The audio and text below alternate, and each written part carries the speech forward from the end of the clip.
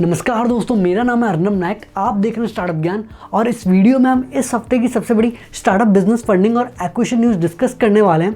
वैसे तो आधे से आधे न्यूज़ एलन मस्क के ऊपर ही है, पर और भी काफ़ी सारे इंटरेस्टिंग अपडेट्स हैं, तो वीडियो को आखिर तक देखना और हम जल्दी से वीडियो शुरू करते हैं।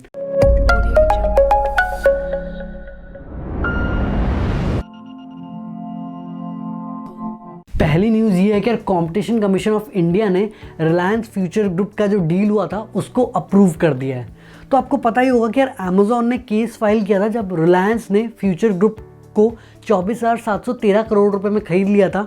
उनका कहना है कि यार उन्होंने पहले ही फ्यूचर कूपन्स में इन्वेस्ट किया था, तो ये जो डील हुई है ये एंटी कॉम्पीट क्लॉज के खिलाफ है। और ये न्यूज़ सुन के तो यार अमेजॉन को तो झटका लगेगा ही, पर अभी भी ये केस दिल्ली हाई कोर्ट में चल रहा है, तो देखना पड़ेगा कि यार फाइनल डिसीजन क्या होता है। वैसे मुझे लगता है यार अमेजॉन को भी रिलायंस में इन्वेस्ट कर ही लेना चाहिए। फेसबुक, गूगल इन सब ने इन्वेस्ट किया ही हुआ है, फालतू में लड़के क्या ही फायदा होगा। कौन सा मोटा भाई अंबानी रुकने वाले हैं। दूसरी न्यूज़ ये है कि यार स्वरा भास्कर ने ट्विटर में जोमेटो इंडिया को बोला कि यार वो रिपब्लिक भारत पर एडवर्टाइज ना करें। तो जोमेटो ने बोला कि यार हम अपने कंटेंट के अलावा किसी कंटेंट को एंडोर्स नहीं करते, पर इस चीज़ के ऊपर हम सोचेंगे। इसके बाद बॉयकॉट जोमेटो ट्रेंड करने लगा।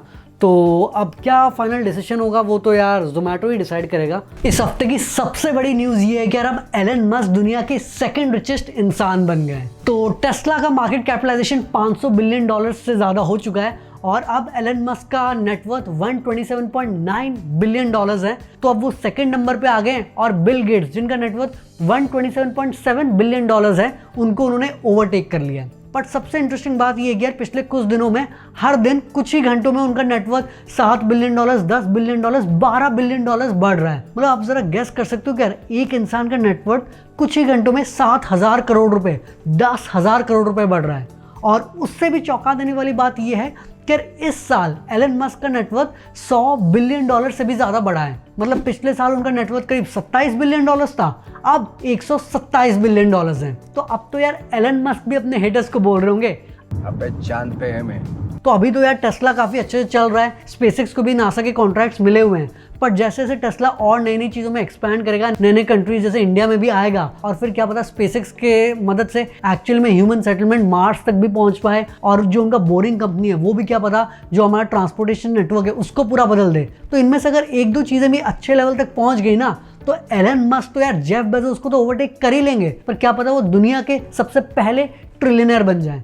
क्योंकि यार एलन मस्क बिल्कुल अलग ही लेवल पे ऑपरेट कर रहे हैं। बट ऐसा नहीं है कि यार उनका सब कुछ लक से ही हुआ है, ये वो 15, 20, 30 साल से इसी पे काम कर रहे हैं। और जो उनको पेपैल में से $180 मिलियन मिले थे, सारा उन्होंने स्पेसएक्स और टेस्ला में इन्वेस्ट कर दिया था। मतलब इतनी हालत एक बार खराब हो गई थी कि टेस्ला ऑलमोस्ट बैंकरप्ट होने वाला था। एलन मस्क ऑल इन जा चुके थे, यहाँ तक कि उनको अपने घर के रेंट देने के भी पैसे नहीं थे।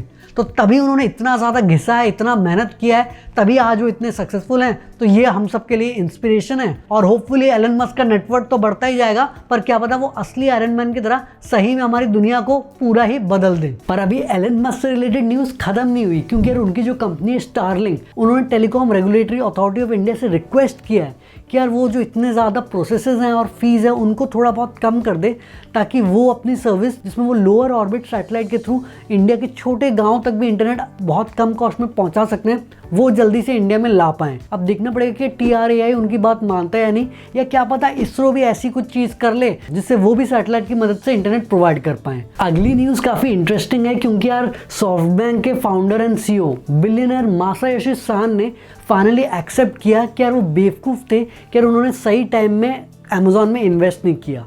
उनका कहना है कि यार उन्होंने $100 मिलियन जेफ बेजोस को ऑफर किए थे अमेजॉन में 30% स्टेक लेने के लिए, बट जेफ बेजोस का कहना था कि यार उनकी कंपनी की वैल्यूएशन 300 मिलियन नहीं बल्कि $350 मिलियन है, तो उनको $130 मिलियन की फंडिंग चाहिए थी।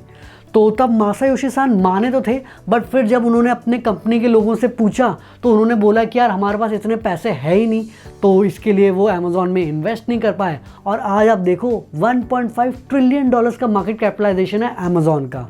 वैसे उन्होंने इनिशियल स्टेज में टेस्ला में भी इन्वेस्ट नहीं कर पाए थे, पर अब उनका अमेजॉन, टेस्ला, माइक्रोसॉफ्ट, अल्फाबेट में इन्वेस्टमेंट्स हैं। तो ज़रा सोचो यार कि अगर वो इनिशियल स्टेज में अमेजॉन में इन्वेस्ट कर देते ना, वैसी सॉफ्टबैंक इतनी बड़ी कंपनी है, पर इस इन्वेस्टमेंट के बाद बिल्कुल वो नेक्स्ट लेवल तक पहुंच जाते हैं। तो मासायोशी सान का कहना है कि यार हमेशा उनके पास पैसे या उतना करेज नहीं होता ऐसे बड़े बड़े रिस्क लेने के लिए, बट जब भी मौका मिलता है वो ऐसे रिस्क ज़रूर लेते हैं। तो देखना पड़ेगा कि यार आगे जाके मासायोशी सान और ऐसे कौन से बड़े बड़े इन्वेस्टमेंट्स करते हैं। अगली न्यूज़ क्रिप्टो करेंसी वालों को काफ़ी पसंद आएगी, क्योंकि यार बिटकॉइन का रेट 3 ईयर पीक को क्रॉस कर चुका है और अब एक बिटकॉइन की वैल्यू $18,760 से भी ज़्यादा है, मतलब करीब 14 लाख रुपए एक बिटकॉइन के लिए। तो 2017 में सारे अर्ली इन्वेस्टर्स और अर्ली अडॉप्टर्स आ रहे थे, पर अब काफ़ी सारी कंपनी जैसे लाइन और पेपैल भी आ गई हैं बिटकॉइन के सपोर्ट में। तो होपफुली अब ये ज़्यादा स्टेबल होने वाला है, और क्योंकि बिटकॉइन इतना आगे बढ़ रहा है तो दूसरी क्रिप्टो करेंसी जैसे कि इथेरियम, रिपल, ये सब भी बढ़ रहे हैं।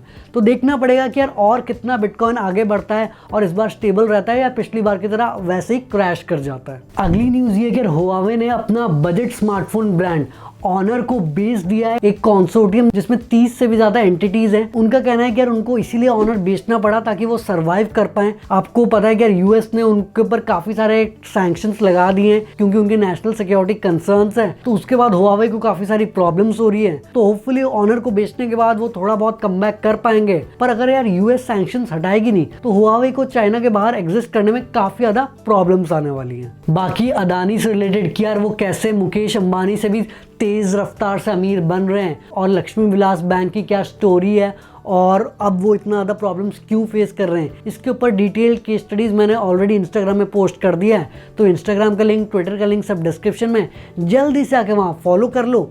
अब बढ़ते हैं फंडिंग न्यूज़ की ओर, जानते हैं कि किस स्टार्टअप ने कितने $1 मिलियन की फंडिंग उठाई है इस हफ्ते। पहली और सबसे बड़ी फंडिंग न्यूज़ ये है कि लैंग्वेज लर्निंग ऐप डुओलिंगो ने अभी $35 मिलियन की फंडिंग रेज कर ली है जनरल अटलांटिक और ड्यूरेबल कैपिटल से, और अब उनका वैल्यूएशन $2.4 बिलियन हो गया है। तो डुओलिंगो की शुरुआत 2011 में हुई थी और बेसिकली आप उनका ऐप यूज़ करके डिफरेंट लैंग्वेजेस सीख सकते हो। तो ये एक प्रीमियम ऐप है जिसमें आप फ्री वर्जन में एड्स होते हैं और आप फिर प्रीमियम वर्जन का ले सकते हो। और अभी आपको पता है कि जब से ये पैंडेमिक हुआ है एडटेक स्टार्टअप्स तो बिल्कुल नेक्स्ट लेवल पे ग्रो कर रहे हैं। तो इससे यार डुओलिंगो को भी काफ़ी ज़्यादा फायदा हुआ है। इसकी वजह से उन्होंने इतनी बड़ी फंडिंग राउंड अभी रेज करी है। अगली फंडिंग न्यूज़ ये है कि यार Pune and San Francisco based sales enablement platform Mindtickle ने अभी $100 मिलियन की फंडिंग रेज कर ली है, जिसको लीड किया सॉफ्टबैंक ने अपने विजन फंड 2 के साथ, और अब उनका वैल्यूएशन $500 मिलियन हो गया है। तो ये सॉफ्टबैंक इंडिया का पहला इन्वेस्टमेंट है SaaS स्टार्टअप में। तो वैसे तो माइंडटिकल की शुरुआत 2011 में हुई थी और वो बेसिकली कंपनीज के जो सेल्स वाले बंदों का जो ट्रेनिंग टाइम है